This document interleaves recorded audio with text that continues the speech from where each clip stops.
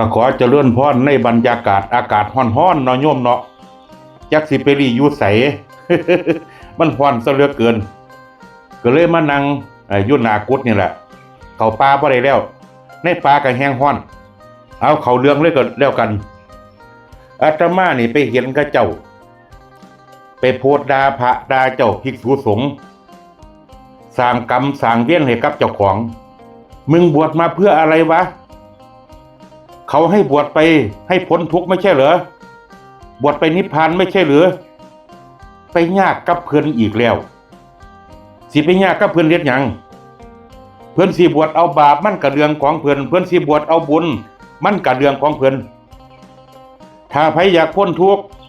อยากไปนิพพานก็ไปปฏิบัติเอาถ้าแหมบ่มีไผห้ามเจ้าเด้จะมาด่าเพิ่นด่าพระด่าสงฆ์สร้างเวรสร้างกรรมนี่กับเจ้าของบ่สามารถพ้นทุกข์ได้คนประเภทนี้นี่ฟังไว้เด้อถ้าฟังคลิปนี้อาตมาเข้าใจนี่สิฮู้เรื่องเลยตั้งแต่พระพุทธเจ้านี่เพิ่นสร้างทานสร้างบารมีหรือว่าปฏิบัติบำเพ็ญเพียรมานี่เพิ่นใช้เวลา4อสงไขย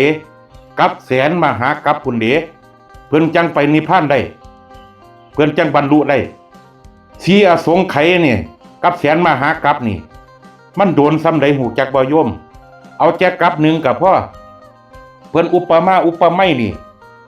ทุก100 ปีที่มีพระอินทร์นี่เอาง่าเม็ดง่าน้อยๆนี่มาทิ่มลงหลุมกว้าง16 โยชน์เลิก16 โยชน์เต็มรวมย่ำใดนั่นล่ะก็คือกัปหนึ่งก็คืออาตมาว่าล่ะถึงว่าเพิ่นบวชเพิ่นบ่สามารถบรรลุในชาตินี้ชาติหน้า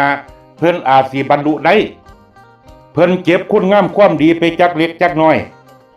สิ่งที่เพิ่นเฮ็ดนี่เพิ่นสร้างคุณงามความดีในชาตินี้ชาติหน้าก็ไปเติมในชาติหน้าก็คือเม็ดนี่เม็ดน้ำนี่มันหยดลงโอ่งนี่หยดลงสู่มือมันก็เต็มโอ่งได้หมู่เจ้าบ่ต้องไปยากกับเพิ่นดอกถ้าหมู่เจ้าบ่ศรัทธาเพิ่นบ่ต้องใส่บาตรให้เพิ่นจบตั้งแต่หลวงปู่ยังล่ะอาตมาจำบ่ได้เพิ่นว่าพระบวชซุมื้อนี้นี่บวช7 มื้อหรือว่าบวช15 มื้อก็ยังดีดีกว่าบ่ได้บวชชาติหน้าจังมาตื่มเอาบทเก่าห้องเก่าที่เจ้าของเคยบวชในชาติก่อนบำเพ็ญเพียรบำเพ็ญบารมี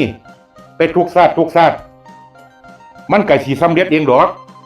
คันคนสิไปนิพพานเลยนี่มันได้บ่ได้แต่ว่ามันยากต้องมีทานบารมีมาตั้งแต่ห่วงเก่ามันจังสามารถไปได้โยมเคยได้ยินปริศนาธรรมอีสานตัวนี้บ่อาตมาเคยเว้าแล้วเด้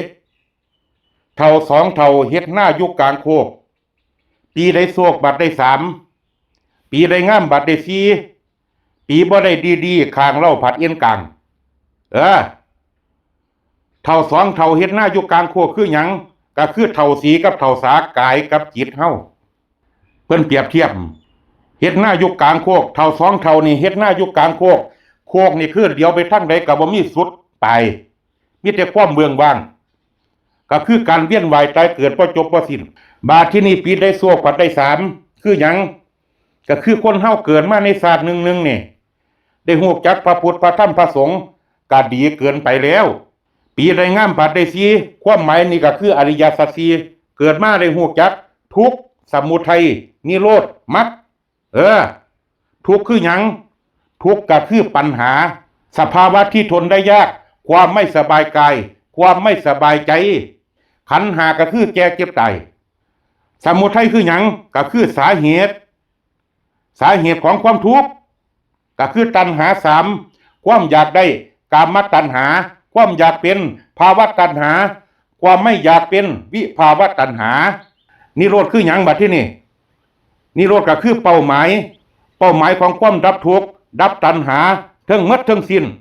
ก็คือนิพพานมรรคได้บัดที่นี่มรรคก็คือวิธีการทางพ้นทุกข์หรือว่ามรรคมีองค์8เดินทางสายกลางพระพุทธเจ้าสอนให้เฮาเดินทางสายกลางเคียงเกินกับบ่ดีตึงเกินกับบ่ดีเอาพอดีนี่ก็คืออริยสัจ4โยมปีบ่ได้ดีๆข้างเราผัดเอียนกลางความหมายในที่นี้ก็คือให้ฮู้จักการปล่อยวางบ่มีความโกรธความโลภความหลงอันนี้ก็สามารถไปนิพพานได้ สามารถบรรลุได้อาตมาสิสรุปเลยก็แล้วกันเพิ่นสิปฏิบัติเพิ่นสิพ้นทุกข์หรือว่าเพิ่นบ่พ้นทุกข์มันก็เป็นสภาวะจิตใจของเพิ่นเจ้าของอยากพ้นทุกข์เจ้าของก็สร้างเอง